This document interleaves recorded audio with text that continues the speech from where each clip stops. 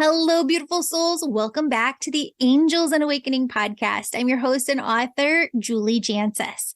Friends, today there is no intro, no outro, no ad, because we have some really, really important things to talk about. And one thing that I just want to say as we dive in here is that when it comes to working with the angels are always trying to show us our way home to love, our way home to oneness, our way home to peace, our soul self.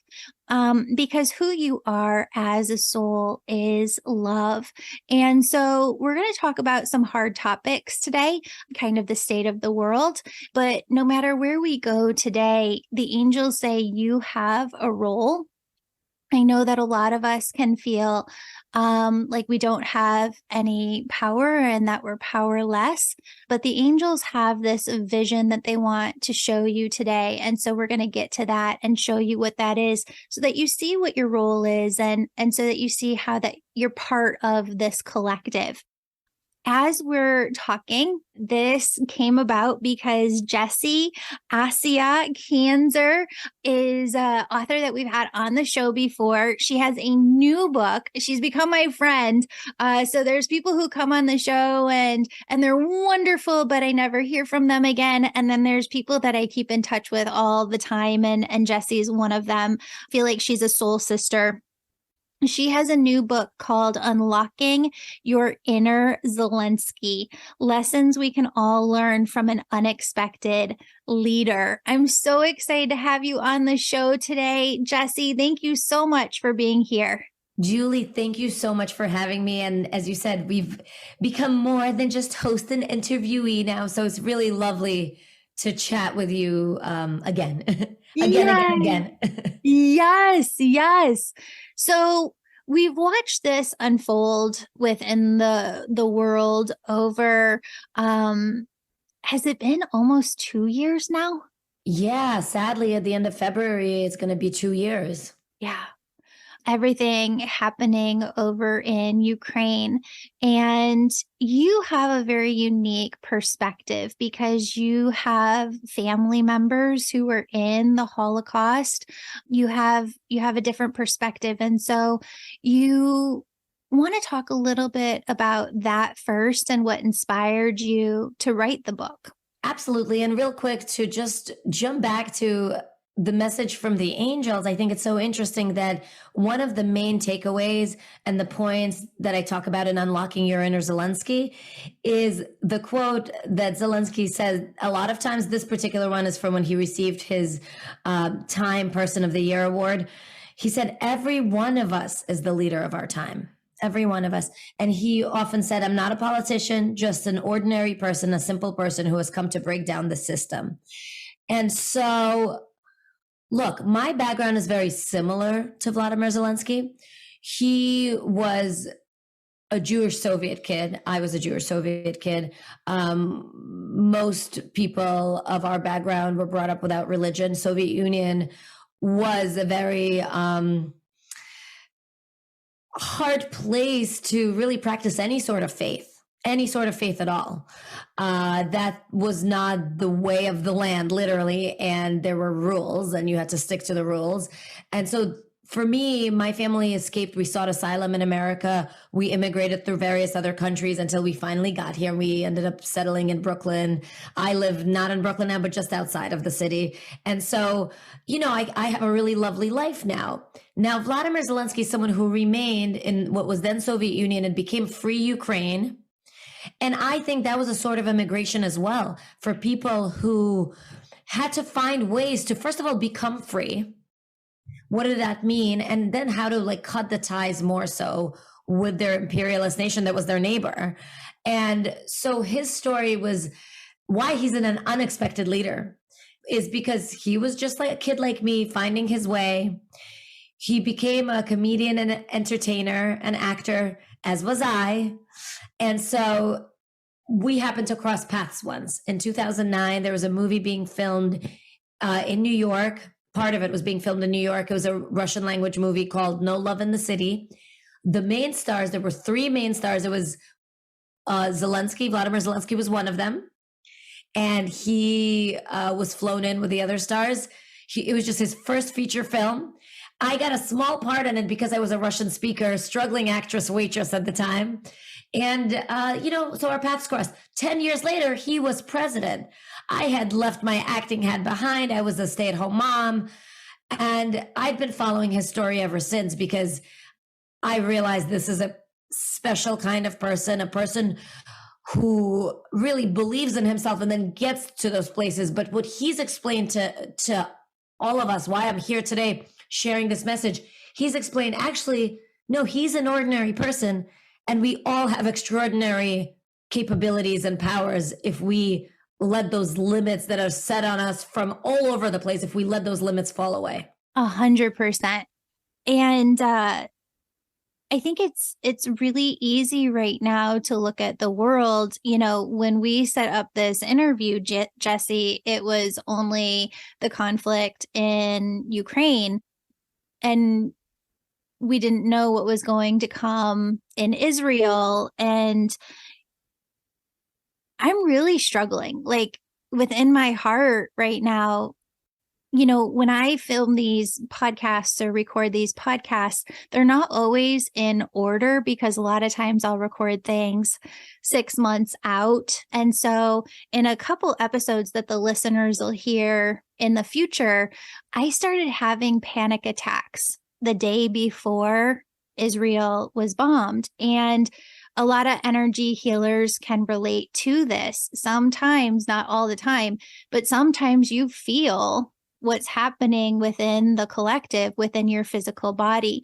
It happened to me a couple other times before, but you don't know what you don't know, right? And so I didn't know that it was going to be that. I just felt this overwhelming panic, and I've never had panic attacks before. So I was like, okay, well, it's got to be just because I've got these big meetings coming up. It wasn't. I still am waiting to hear back on those big meetings. All of it has dissipated, and the angels have brought in this complete peace. And the way that I want to describe it is like a pretty cloud of peace. I feel like I'm just sitting in it, holding oneness to the highest degree possible, because the angels keep showing me this vision of, as all of humanity is struggling to wrap our heads around what's happening. And I'm not an expert in this conflict, so I'm not going to go there today because this has been going on for thousands of years, and you can't really break that down in a short podcast episode. But the spiritual place that the angels want to direct everybody to is, I keep getting this vision. If you were to close your eyes and imagine every human being here on earth, and that they're all vibrating at a certain frequency. So if people are watching what's going on and feeling this fear, which, oh my goodness, if I was in that place where the conflict is happening, how could you not? How could you not hold that intensity of fear? But the rest of us are watching what's happening. And if we can all keep our vibration as high as possible, there's a vibration within the earth. There's a vibration within all different parts of earth. And so kind of secondarily also imagine that within different places on earth, the vibration itself can be very high or even into the negative numbers right now. So if we look at the vibration of Israel and what's happening, if they're sitting at a negative vibration, and then all of us around the rest of the world are saying, oh my God, we're starting to have heart palpitations. We're talking to our friends and going to a fear-based place and taking our vibration there. It doesn't help. We have to keep our vibration high. And as we do, it's this interconnected web around the world that raises the vibration. And I think raises the vibration of leaders too, to bring us to a better, safer place for all of humanity. Thank you so much for reminding us of that, because I've been really pulled down very much as well. And it's really frightening. And I don't want to sit in it. And I don't want to be watching gruesome images all the time. But at the same time, of course, we're human beings, and our heart breaks for every mother who lost a child on the Israeli side and in Gaza and the Palestinian side. There's a lot of innocent people suffering. And who always suffers? Zelensky said that in his quote, who always suffers? The children always suffer, is one of his quotes. Who always suffers? It's always the innocent people who suffer. And you're so right. It's interesting also to me, because I don't believe in coincidences. When I published my first book, and I came on to talk to you about it, it was called Don't Just Sit There to Do Nothing. And it was about a Taoist philosophy that helped me in my own life. The war in Ukraine broke out 4 days later. 4 days after. And so now I have the second book coming out about the great leadership example of Volodymyr Zelenksyy, and this other catastrophic war has broken out in the Middle East. And I think, first of all, I think maybe I should stop publishing books, so if they have any relation to the wars. I'm kidding, of course. But I think that perhaps these messages are really important now, the messages from a spiritual place, and they're important for me too. It's not just like I wrote the book, but I need to remember. So, I just wanted to share this piece of writing from Unlocking Your Inner Zelensky, and it's from a chapter about peace. Because ultimately, even though Zelensky is heading his country through war, he was really a pacifist. He tried to avoid war as much as possible. Even in the early days of Ukraine being attacked, he kept calling in Russian to Putin to just sit down with him, to talk to him. That was clearly not going to happen. And so I have this section in the book. It's called Peace Over Comfort. So Zelensky said, we Ukrainians are a peaceful nation, but if we remain silent today, we will be gone tomorrow. And then I wrote, the same seesaw is true in every country and in every life. Knowing when confrontation is needed, knowing when and what is needed for long-term peace. Because as Zelensky said, Ukrainians need peace, Europe needs peace, the world needs peace. And he went on to say that any war today, whether it's in Ukraine, Syria, Libya, Yemen, any other corner of the planet, regardless of the number of casualties, any war today is the greatest threat to the entire civilization. That's what he had told the United Nations. And winning for him was making war less of a possibility. It was not just about winning this war. It was making war less of a possibility. He said, we are fighting together to ensure that war is never again seen by any aggressor as a means of achieving aggressive goals. So I found it so interesting. I wrote this quite a while ago. It takes a while to write and edit a book.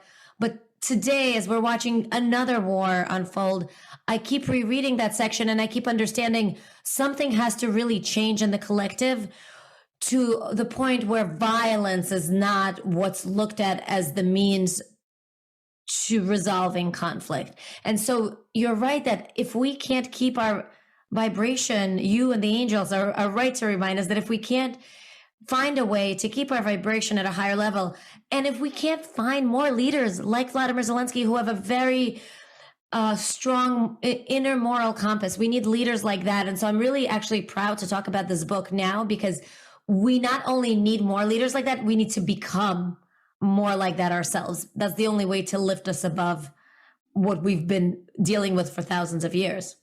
Yeah, absolutely. Well, and I've talked about this before, but like in 500 podcast episodes, I don't remember exactly where it was. I want to clarify though, before I say this, I don't believe that we should bury our heads in the sand and just keep our vibration high. I think that we have to transmute the lower frequencies into higher frequencies by knowing what's happening, being knowledgeable, being aware, not burying our heads in the sand, but then taking the energies that are in the world by being conscious of them and intentionally with our own hearts, holding a high vibration of sending love and doing what we can and taking action where we can. At the same time, what Spirit has shown me over the last 5, 6, 7 years is that there are direct correlations of patterns and blueprints of energies. So if you look at the last 100 years, let's just say 1900 to 2000, it was a blueprint of energy where we had things that spurred World War I, and then we went through a pandemic, and then we went through the Great Depression, and then we went through another World War. And there was a very similar energy thread as we came into the 2000s, and we're now here at 2023, where that blueprint has gotten rewritten so far.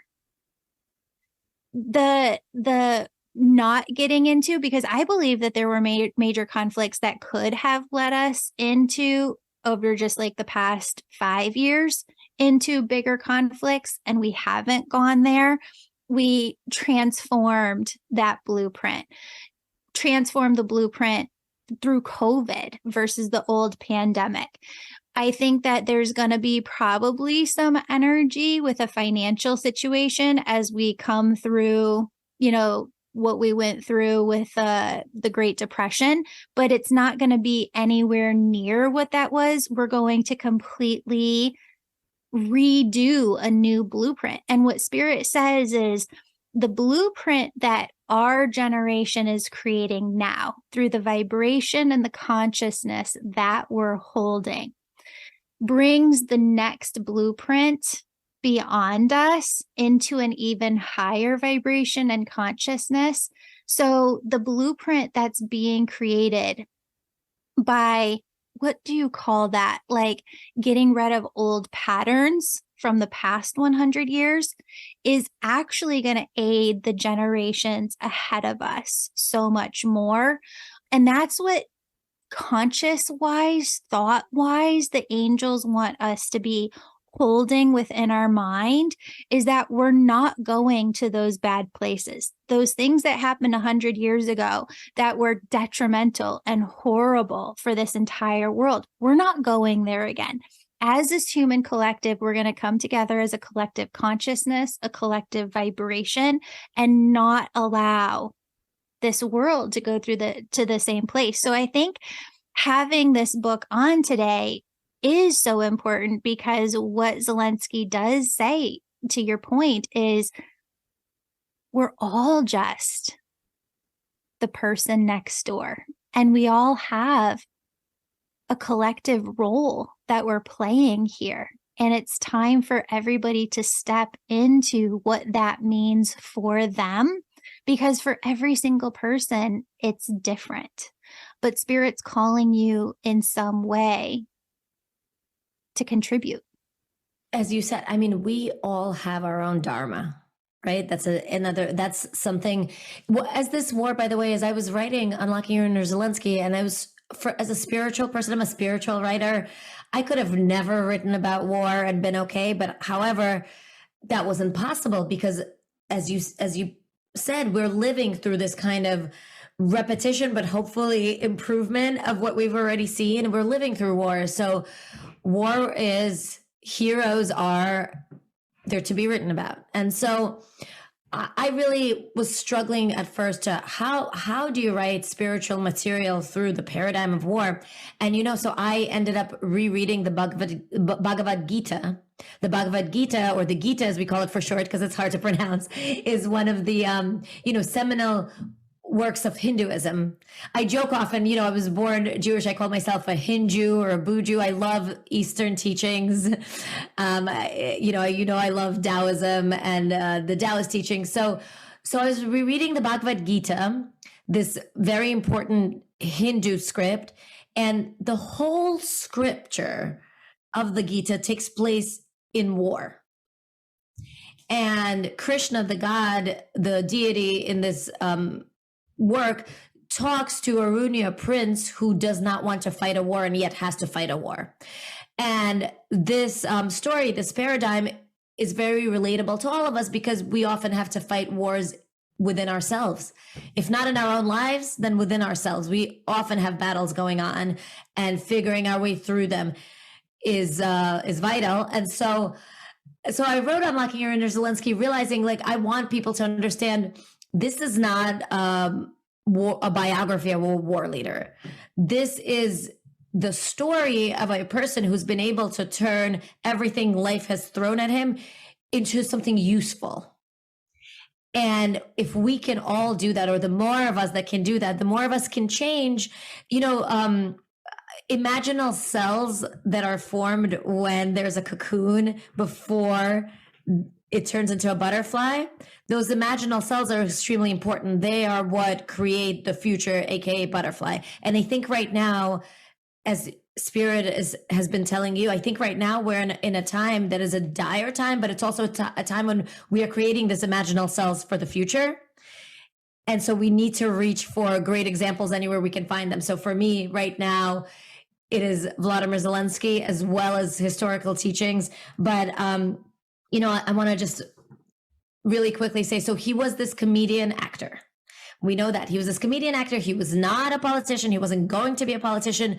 What happened was he created a show. For those who don't know, he created a show called Servant of the People, a comedy show where a regular teacher was just fed up with the government, the Ukrainian government, fed up, and just started pointing at everything going wrong, everything that was wrong with his government, everything that was corrupt.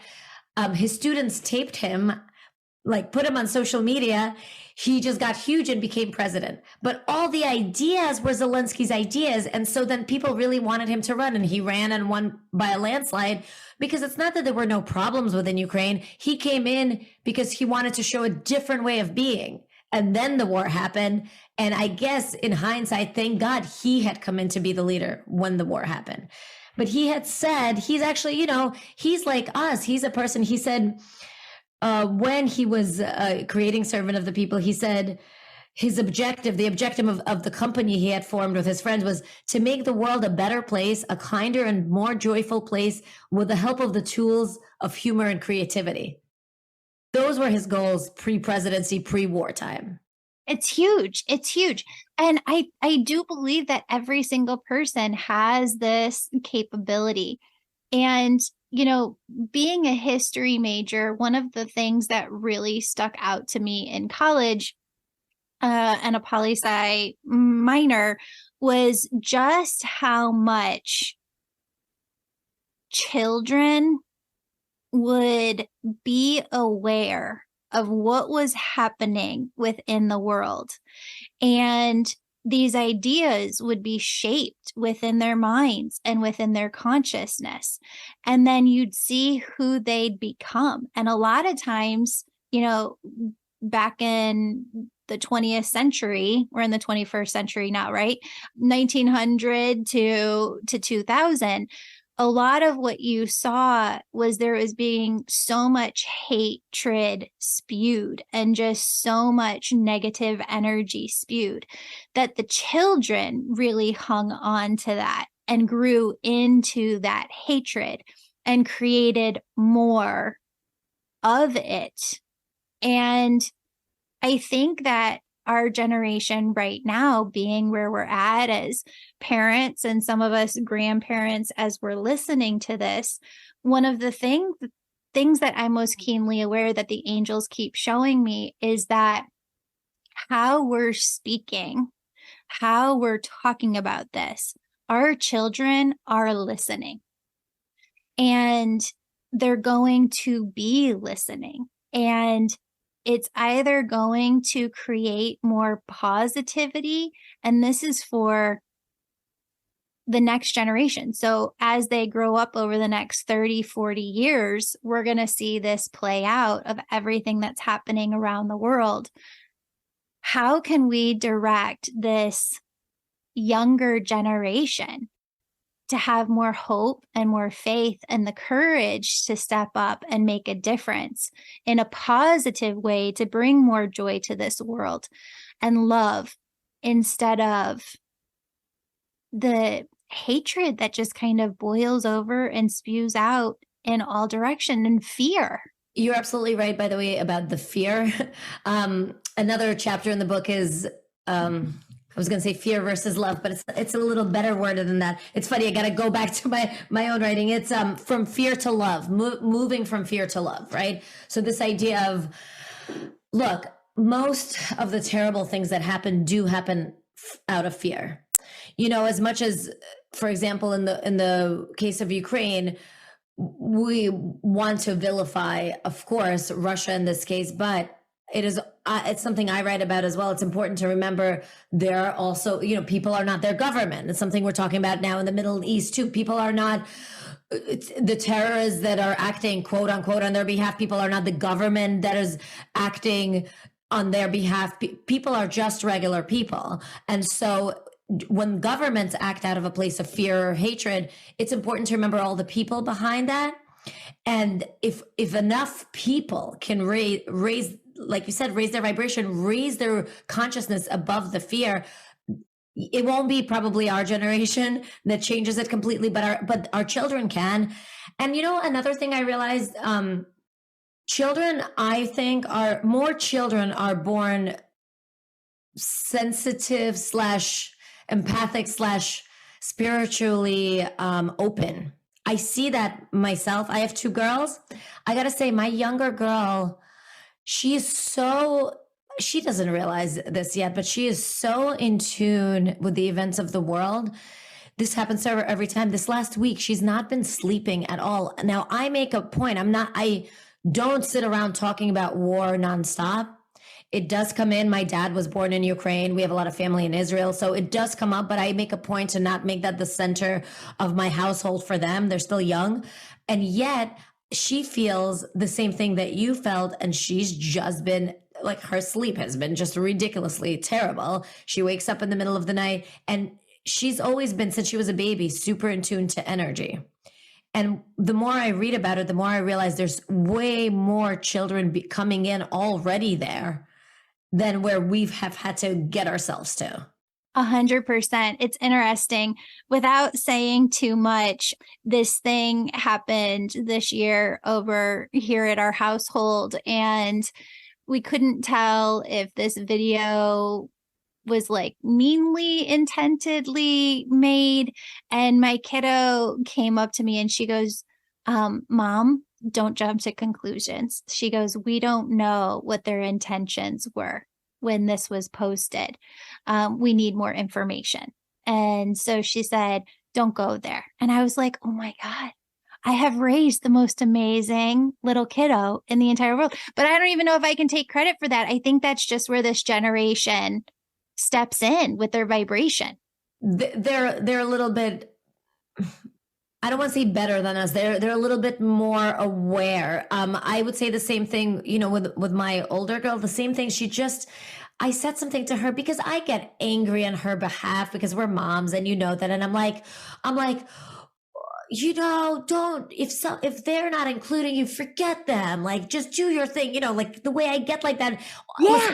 I also come from the Soviet Union. So I get like the fairness mindset, I can't help it. I'm like, no, you don't have to. And she goes to me, what are you talking about? You want me to disinclude myself? No way. And she just kept being nice until she was included. Like she doesn't have that ego part of her that's like, screw them if they don't like me, which is how my mindset works. And she's teaching me to be better than that. Yeah. And I definitely can't. Maybe you can take credit, Julie, but I cannot take credit for that. I don't think I can. I mean, it's just her. And she'll even say, give them the benefit of the doubt. Give them the benefit of the doubt. And I'm like, I know. They're such good kids. And I see it, I know this is another reason I can't really take credit for. I see the kids around. They just seem like they're at a higher vibration. Yeah. 100%. I love that. What else do you want people to know about this book and about Zelensky? And maybe what are some of like the biggest ahas that you took away just from your research? So one of the things I want to make clear is that again, this book, it has a lot of historical facts in it in terms of like his particular life story, which I think is fascinating. Like, come on. First of all, he is the master manifester in the way he actually created the show, embodied a president that became the president. So some really cool lessons there. I want people to know that this book is intended to make each of our own lives better. Like, it's not about all of us being these giant leaders. Again, we each have our own Dharma. It's about being the best leaders for ourselves, our families, our communities, and wherever our sphere is. Not all of us need to, thank God, be presidents. God knows I wouldn't want that responsibility on my shoulders. But it's about becoming the best versions of ourselves, because one of the main points that we've already talked about is this idea of, I'm just a simple person who has come to break down the system. If we can all take on this little bit of responsibility, that we're all simple people with extraordinary possibilities and extraordinary responsibilities, I think we can each help to break down the system a little bit. I think we can each do our part to break down the system, even in what we talked about, what our kids saying, even if the system is just about vindictiveness, for example, in relationships. Forget countries. How can we expect countries not to act that way if we can't act that way in our own spheres, communities, interactions, mom cliques, etc.? So it's about every little step counting in breaking down the paradigm that has existed. And we learn a lot from Zelensky in this book and from just his actions and words on how to do that. Then another big lesson and aha moment was, I kind of call it his PR chapter, or the chapter is called Know Your Message, Know Your Audience. And this is more utilitarian lessons, because each of us does need to know how to communicate, what message we want to communicate, and how best to do it. And I have not seen a leader who communicates better than Volodymyr Zelenksyy. I think we can all agree with that, watching his speeches to different nations, but also to everyday people. And one of the things that really was my big takeaway, his writers and his people who work for him are often asked, who's the main speechwriter for Zelensky? And the answer is always, he's the main speechwriter for himself. His aides say that he speaks in ready-made thoughts and knows exactly what points he wants to make. Basically, being his writer is just taking quick dictation of his speeches. He is so clear. He's such a clear person. He's such a, I would say, high person. Like, he's clear. He's a clear channel. He walks around with his message clear inside him. And so for me, that's really become a work that I'm still doing right now. It's taking on this responsibility / project of clearing my own message. What message I want to walk around as a clear channel. I want to spread my message in every interaction. So is my message one of love? Is my message one of empowerment? And I think it reminds us, and it's a full chapter, so I can't get into the whole thing, but it reminds us of clarifying for ourselves what is the message that we're spreading to others? How do we communicate it better from person to person? And there's particular steps that we've picked up from Zelensky, that I've picked up from research on how to best do that, so that we can all walk around as a clear representation of our own message. And it's really important. I mean, even in our dealings with our kids, sometimes we give off impressions that we don't want to give off. And as you've said, how important that is actually, so that we don't just raise another generation of angry, vindictive people. So what are some of those ways, like those, that list that you were just talking about? One of them is to always speak from the heart. Mm-hmm. So even when you want an outcome, to come from the heart first, to communicate with others, whatever it is that you're communicating about, to communicate from a place of humanity that connects you and me. So when I'm talking to you, even if you're, say, my boss and I have issues with you and I want to be treated better, or it's been time for my promotion, I didn't get it. This is just an example. often we come into these situations where we've been hurt or we're angered or we feel things are unfair, and we come in with an agenda, but we come in with that energy of anger and that agenda. And so what we've learned from Zelensky is to come in from the place of the heart, to speak in a way that connects you and I as humans.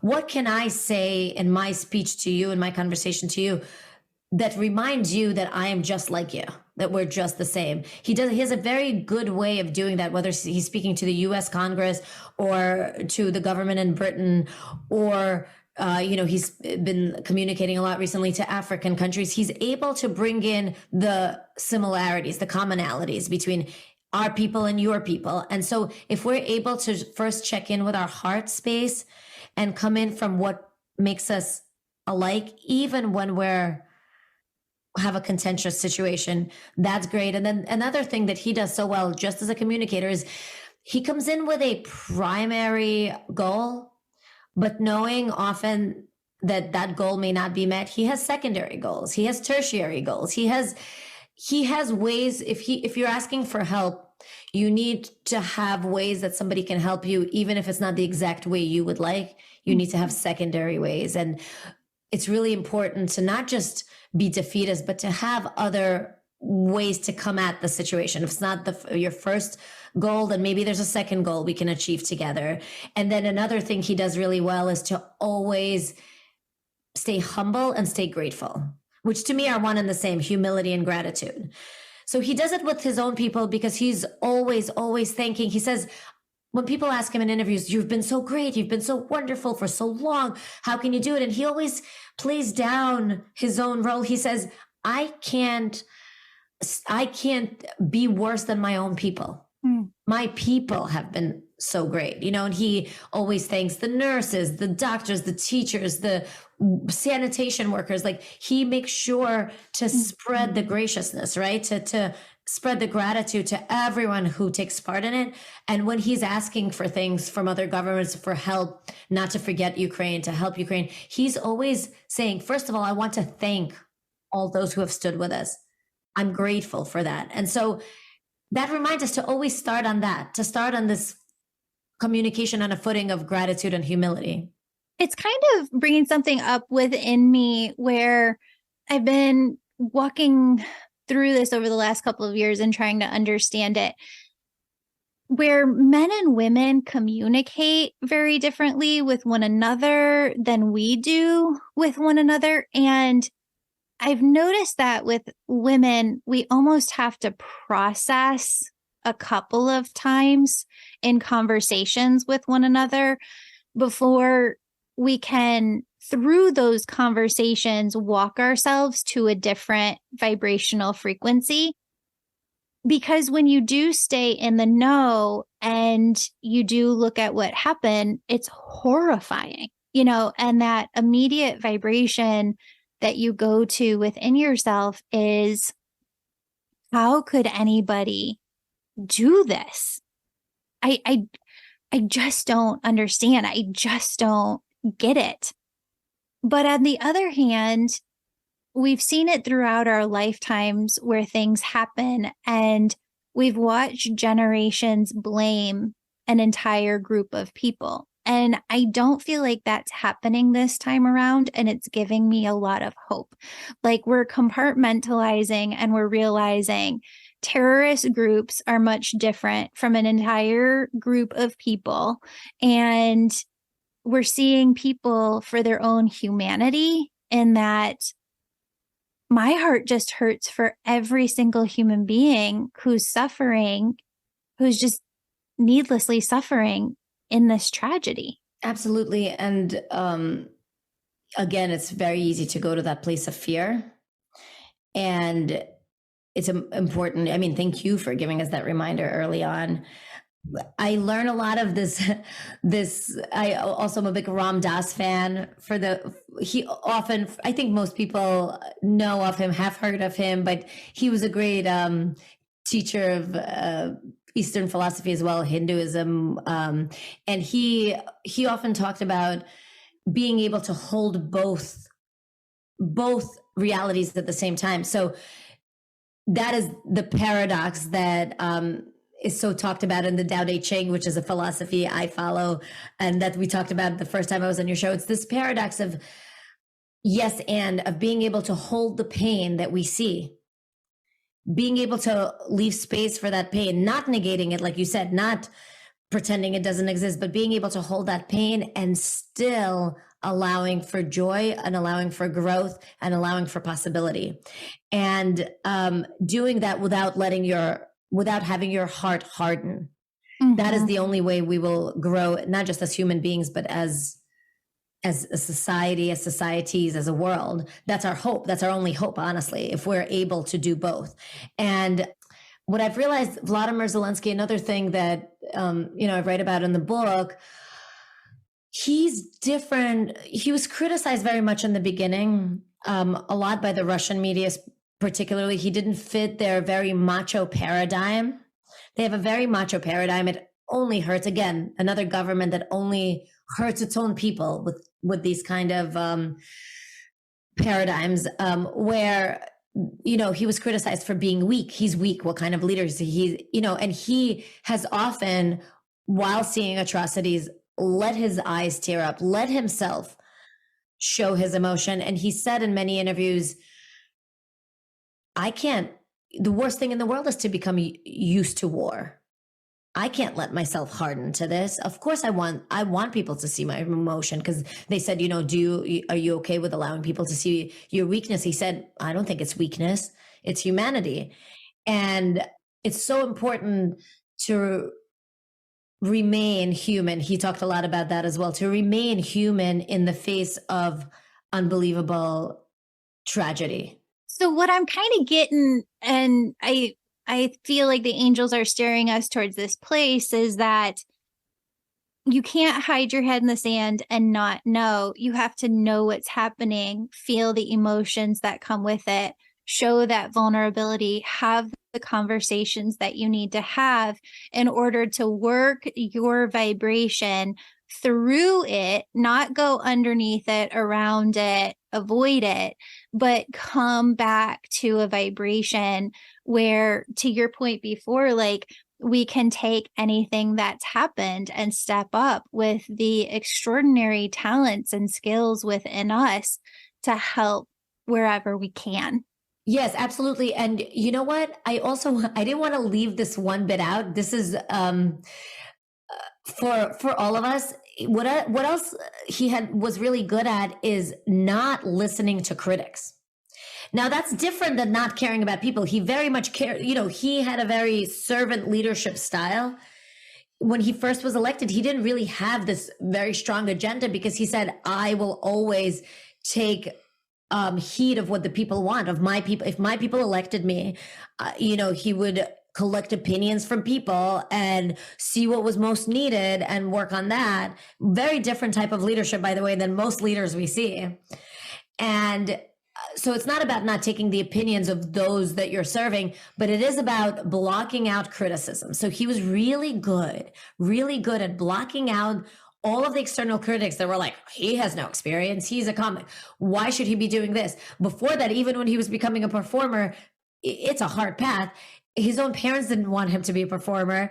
And he found an inner center. So another important fact that I didn't want to forget about, because I think it's so important for all of us, because whenever we put ourselves out there in the arena, in whatever format, you and I do it in a public forum. You can't write and you can't have a podcast without being in a public forum.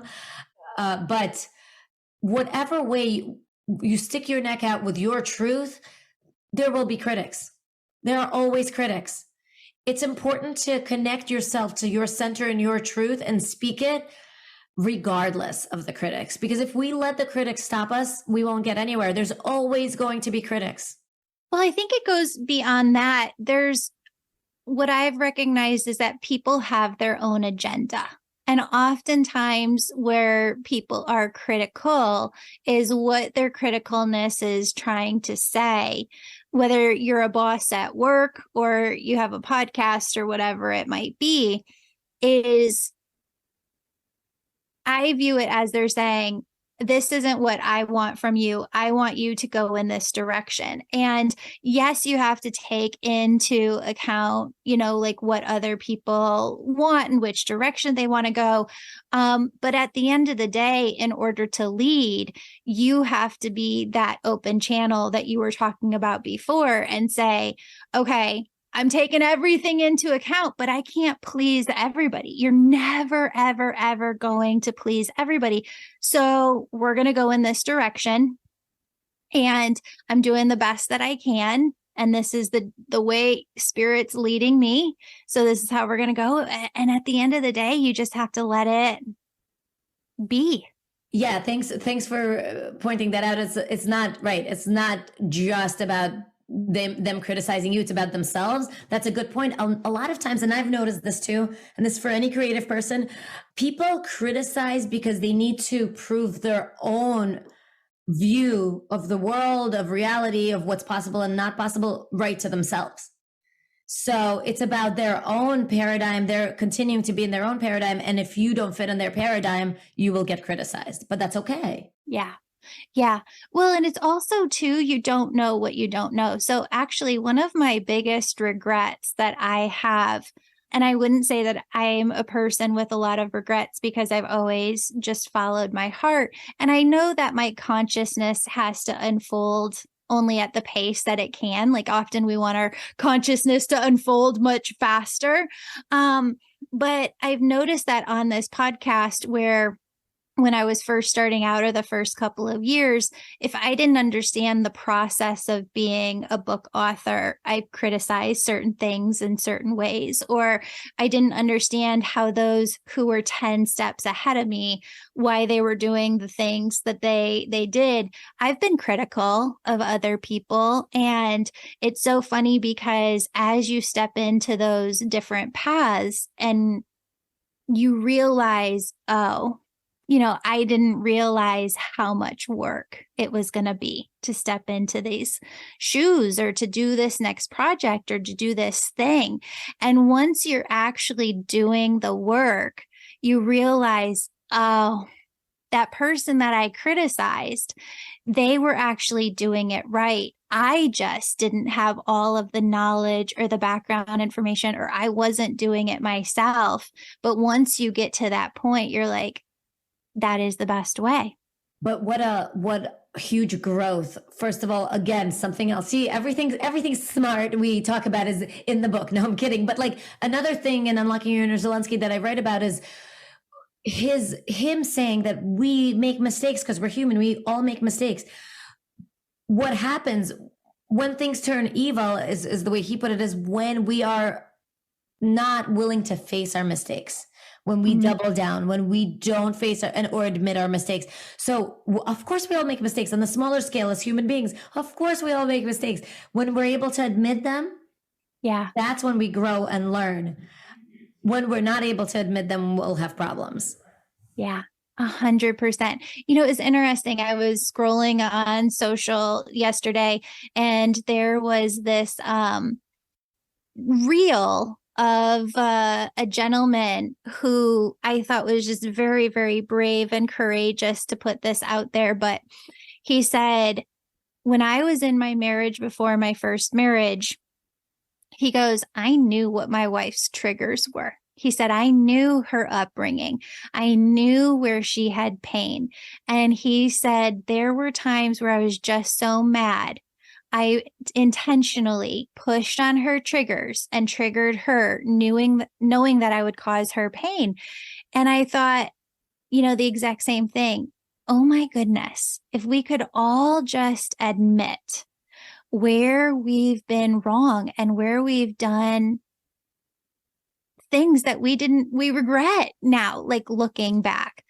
Because I can say almost everybody that I've criticized, Spirit has come back around and said, this is why they did what they did. Now we're putting you in that same position so that you can see they were right and you were wrong. When we're able to really be so raw and honest with ourselves in the way that we've caused pain and repair it, I think that that's another place that will take this planet to a completely different level of repair and healing. Absolutely. And so when leaders can be the very things we're talking about, when leaders are able to admit their mistakes. So what Zelensky was talking about is Russia has made huge mistakes.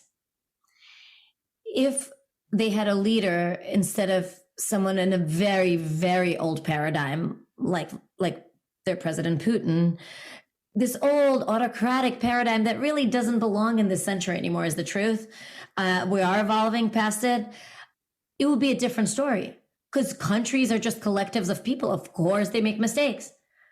But we need to become those things first. That's another reason for, unlocking your inner Zelensky is we often look to leaders to save us, to protect us, to create what we want the world to be, what we want our country to be. We have to remember, and I've been very big on that. I think my messaging has always been about this, that we have to become the change we want to see. We have to become it in the smallest ways. And when enough of us, countries don't change, people change. Yeah. And the people change the countries.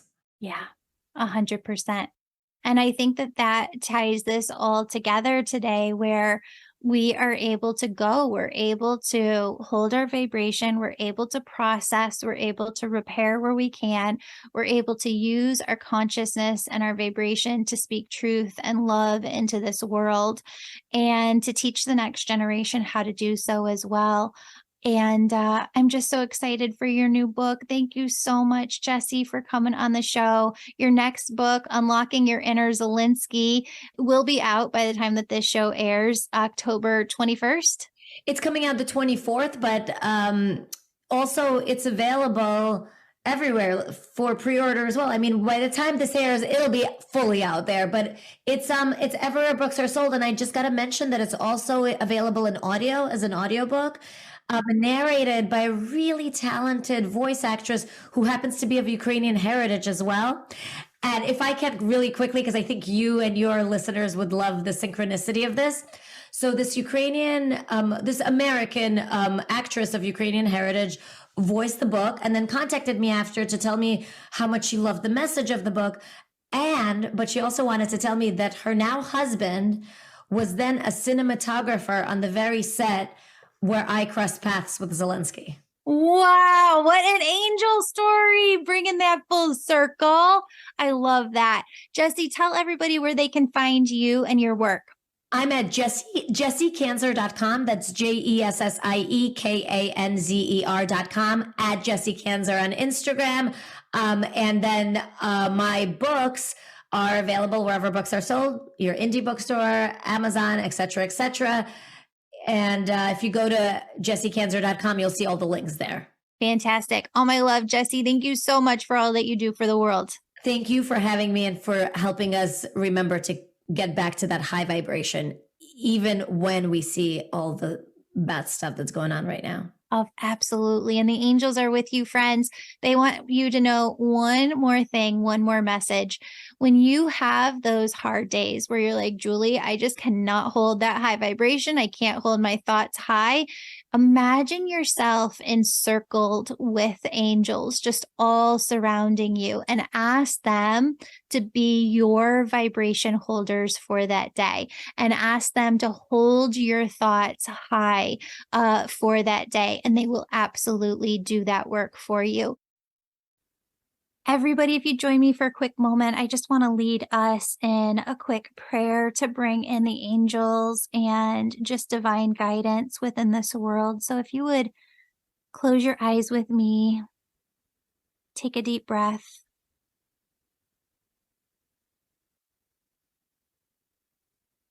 Imagine God energy being so massive, God, universe, source, surrounding our entire planet, radiating out past the moon. And from the universe looking back at Earth, I want you to imagine that there are just these rings and rings and rings of angels surrounding the planet in all directions. The angels have their palms up facing the earth, raising the vibration of the planet, raising the consciousness of the planet, holding your vibration high, helping you to find peace and comfort and love in your thoughts in order to turn around and radiate that energy to the world. I want you to imagine for a moment that the angels take the vibration of Israel, Gaza, Ukraine, Russia, Iran, the United States, and lift all of the vibrations higher, higher, higher, higher. See the angels releasing everything that is not serving those countries, transmuting those vibrations into love frequency. You can also see this for China and any other countries as well.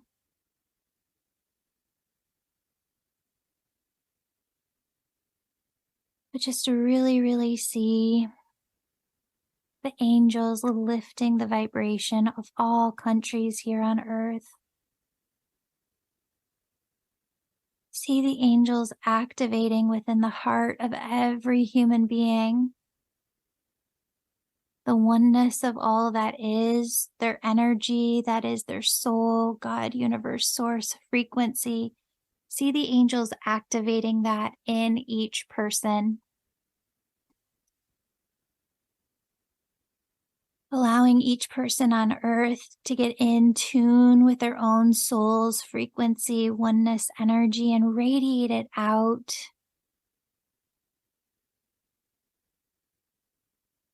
To their country, the world, the planet, this entire solar system.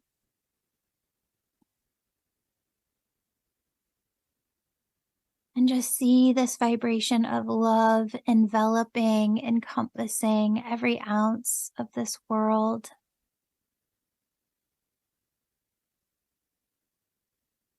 Friends, your angels say that they're surrounding you right now.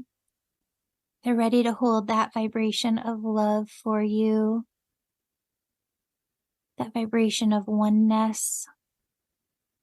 They're here with you to keep your vibration high in all areas. Put your awareness on this, put your attention on this, and allow them to guide you and help you.